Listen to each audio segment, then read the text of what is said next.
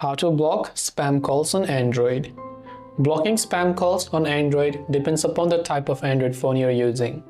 For example, I'm using Samsung Galaxy device, which has its own Samsung phone app. You could be using other devices which has the Google phone app or other devices which has their own phone app.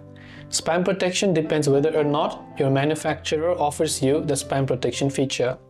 In the case of Samsung, I can tap the three dots option and go to settings. Here I can see many options. I can choose to block a number from unknown callers.